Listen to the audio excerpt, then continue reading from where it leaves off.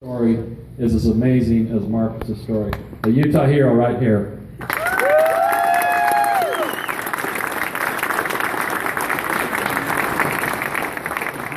That's got a tippy toe. Sorry. Yeah, there you go. What an awesome opportunity. I got a call from Don Pay. I had no idea who he was. I've been out of the state for most of my military career. But basically born and raised up in Logan, Utah, and always had a love of flying. It's been amazing journey. I've been in almost 23 years now. Moved down to Tempe, Arizona.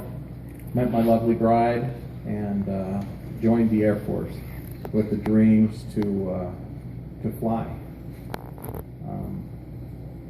Unfortunately, first President Bush took away my pilot slot, and along with a lot of others.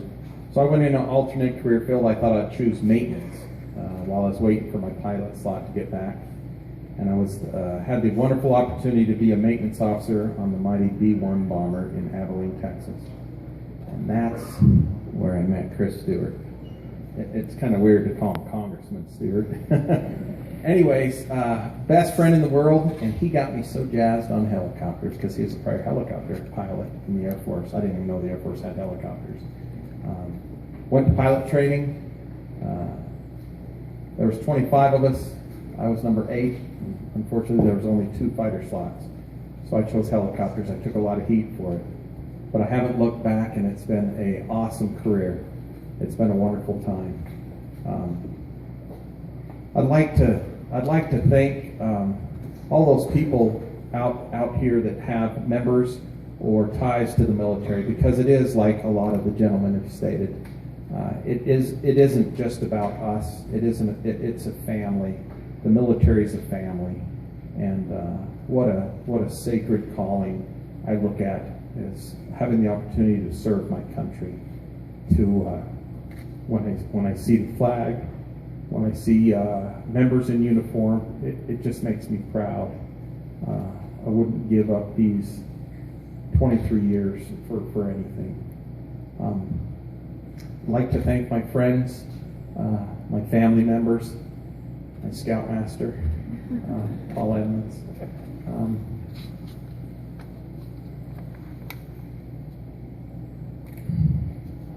My first deployment to Afghanistan was back in 2005, and it was kind of a slow deployment for me. We're Air Force Combat Rescue. Typical mission is to go behind enemy lines and pick up a pilot that's had to eject. Well, nobody was ejected over Afghanistan. All they got is rocks and RPGs, and a ton of Marines and Army soldiers on the ground. So it was kind of slow. We were just helping out, doing different things.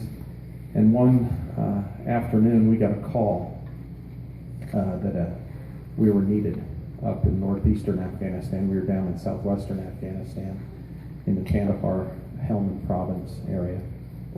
We'd heard a Chinook had crashed, but we couldn't get any information on it. We didn't know what kind of Chinook or any specifics. So a 2-ship, 12 of us went up to Bagram airfield that the governor talked about, and was read in on a classified operation at the time called Operation Red Wing. And at that time, we had no idea what the operation was and the ensuing days that were going to follow. We were there to help support the task force that had just lost one of their Chinooks with 16 brave Americans on board that was drastically trying to get to these 4 Navy SEALs that were in distress. And that's all we knew. We didn't know. All we knew is we thought somebody was out there alive. Couldn't talk, make communications. All we had was clicking on the radio. We didn't know if it was a SAR trap, if they were going to try to lure another helicopter in. They'd already proven that they could shoot down a helicopter.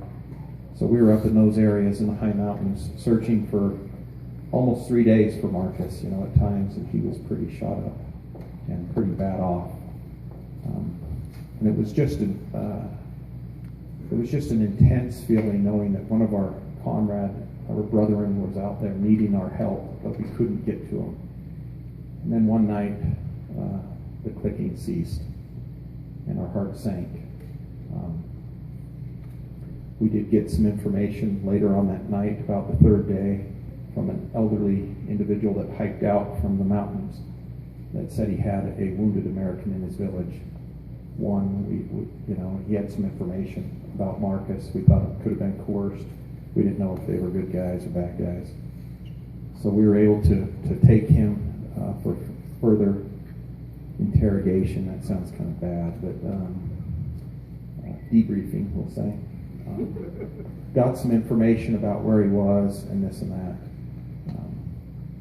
So on the fourth night, we were able to put together a very large package with our 2 helicopters and crews, with some A-10s, Spectre gunship, and other Navy assets. And it was pretty matter-of-factly, we were just going to be the support unit while the Chinook was going to go in and get these 20-man SOF team and Marcus. And we were just going to be off orbiting, providing support if they needed us. Came back an hour later for the final brief. We were going to go get him that night. This was about 4:30 in the afternoon, and we were going to pick him up at 11:30 sharp. And things had changed. They said that they thought there was another American about 10 kilometers away. There was too much moving. The Navy captain didn't want to get the special forces out of there, so he was able to keep them in the village. He was going to hike them in after the rescue. The Chinook was overkill. He could better utilize his assets elsewhere, and that's when he just pointed over to us and said, 60s, you got the pickup. And that's when my heart sank, because that's when I realized, crap, that means we're going in. And before we were searching and we were doing things, but now we knew the exact grid coordinates of where he was and that he needed us, and we were going to go get him at 11:30 sharp. So we got our crews together, and as Don said, it was nothing like the movie. It was stormy weather, low clouds and lightning. And 5 minutes prior to the pickup, as we were going in, it was about a 45-minute to an hour flight. 5 minutes prior to the pickup, the A-10s and the Spectre gunship just started lighting the canyon up with diversionary strikes, with known enemy locations. And it was just like the 4th of July. It was actually the 2nd of July. But lighting the place up as we came in, and made a pretty crazy approach to a rock ledge in the middle of nowhere with some mud huts. It was the best thing. It reminded me, I look up at the mountains here, but it was significantly steeper and more like a slot canyon, like Little Cottonwood or something, up high in the granite cliffs, just trying to put a helicopter down. And it was pretty stupid. If any of you have read the book or seen the movie, it's amazing that Marcus made it through that ordeal. It's amazing we even were able to get there and get him out. So I feel honored that I was a small piece in that operation, that it was, 6 individuals on my crew, 6 individuals on the other helicopter, along with numerous support assets.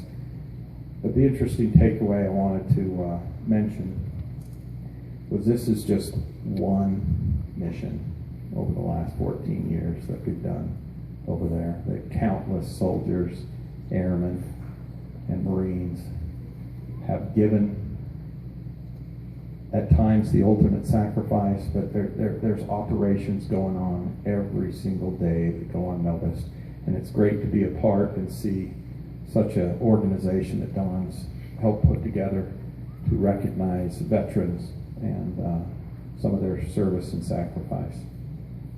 I'm looking forward to seeing Marcus. I haven't seen him in a while, so it'll be a good time, and he's got a great story. But thanks for letting me come and share a few words. And as everybody said, God bless America.